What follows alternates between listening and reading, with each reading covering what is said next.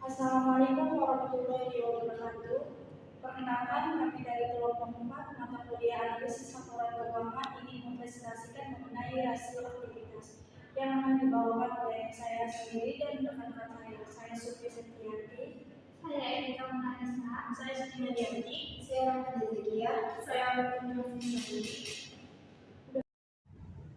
Rasio aktivitas adalah rasio yang digunakan untuk menilai efisiensi atau efektivitas perusahaan dalam pemanfaatan semua sumber daya atau aset atau aktiva yang dimiliki oleh suatu perusahaan.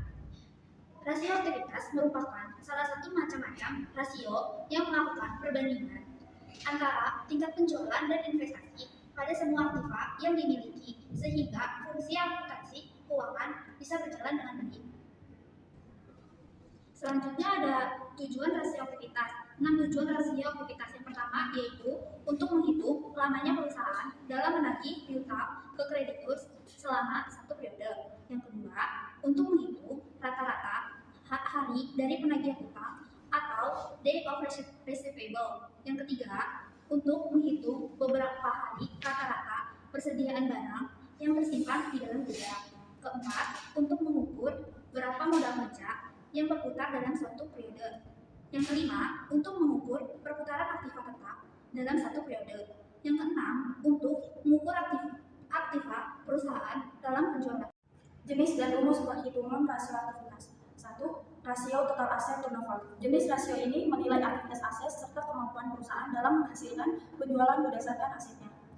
Rumus perhitungan dari jenis aset ini adalah penjualan bersih dibagi rata-rata jumlah aset. Semakin tinggi nilai rasio ini, artinya perusahaan lebih mampu untuk menciptakan penjualan lebih banyak menggunakan sejumlah tingkatan aset tertentu. Nilai rasio ini bisa dibandingkan dengan bisnis atau perusahaan dengan akurat dan industri yang serupa. 2. Rasio current asset turnover. Rasio current asset turnover menilai kemampuan perusahaan dalam mendapatkan penjualan menggunakan aset lancarnya yang meliputi antara lain investasi, piutang, kas, dan lain sebagainya. Rumus perhitungannya aset ini adalah penjualan bersih atau net dibagi rata-rata aset lancar. Dengan nilai rasio yang tinggi, artinya kemampuan perusahaan dalam menghasilkan penjualan berdasarkan jumlah aset lancar tertentu juga menjadi semakin besar. Selanjutnya yang ketiga, rasio working capital turnover.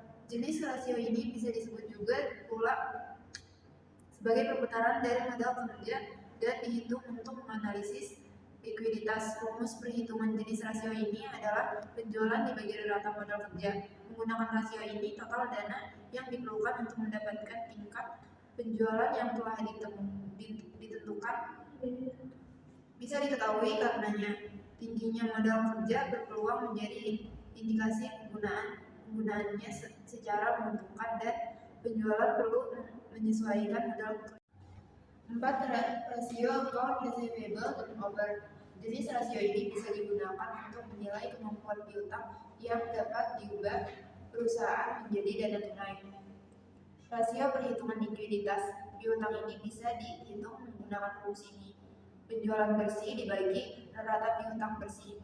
Perhitungan tersebut bisa disajikan dalam jangka waktu tertentu sesuai kebutuhan, baik itu setiap tahun atau harian. Jika dihitung setiap tahunnya, tren penurunan dari rasio tersebut akan memberi dampak negatif terhadap perusahaan saat ini. Kemampuannya mendapatkan kas dari piutang lebih rendah. Yang ketujuh ada rasio inventory turnover.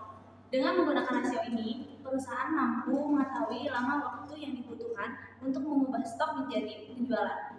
Berikut adalah rumusan perhitungan rasio ini. Harga pokok penjualan atau HPP dibagi rata-rata persediaan. Nilai rasio perputaran stok yang rendah menunjukkan lama waktu yang lebih singkat bagi perusahaan dalam mengubah stok menjadi persediaan. Tren penurunan dari perputaran stok perusahaan biasanya menunjukkan peningkatan pada modal kerja. Sementara, rumus untuk mengetahui jumlah hari yang dibutuhkan agar stok perusahaan bisa diubah menjadi kas atau uang tunai ialah sebagai berikut. Rata-rata persediaan dibagi HPP dibagi 365. Selain itu, ada pula alternatif rumus untuk menghitung rasio ini, yaitu 360 dibagi perputaran inventaris atau inventaris hari beredar. Pentingnya rasio aktivitas. Rasio aktivitas penting dari sudut pandang menentukan tingkat efisiensi bisnis dalam memanfaatkan asetnya dan secara bersamaan mengelola kewajibannya. Selain itu, rasio ini juga membantu manajemen dan pemangku kepentingan dalam mengambil keputusan dengan menganalisis berbagai bisnis yang dijalankan oleh perusahaan. Analisis ini membantu mereka dalam sampai pada kesimpulan tentang bisnis mana yang mampu menghasilkan penjualan yang tinggi, yaitu bisnis yang fees di mana pemanfaatan aset yang sangat mudah sedang dibuat. Paling umum, rasio aktivitas digunakan untuk memahami yang telah diinvestasikan perusahaan dan apa yang diperoleh perusahaan darinya. Keuntungan dan batasan rasio aktivitas. Keuntungan rasio aktivitas 1. Mengukur efisiensi operasional. Rasio aktivitas membantu perusahaan dalam mengukur sejauh mana asetnya digunakan dengan efisien untuk menghasilkan penjualan.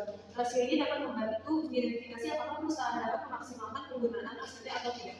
Yang kedua, perbandingan dengan pesaing. Dengan menggunakan rasio aktivitas, perusahaan dapat membandingkan kinerjanya dengan pesaing dalam industri yang sama. Ini membantu dalam mengetahui sejauh mana perusahaan berada dalam hal efisiensi asetnya dibandingkan dengan pesaing. Yang ketiga, basis pengembalian keputusan. Rasio aktivitas memberikan data yang berguna untuk pengambilan keputusan. Misalnya, perusahaan dapat menggunakan rasio perputaran persediaan untuk menentukan apakah mereka harus mengurangi atau meningkatkan level persediaan mereka. Itu saja yang dapat kami sampaikan. Kurang lebihnya mohon maaf. Bila kita berhidayah. Wassalamualaikum warahmatullahi wabarakatuh.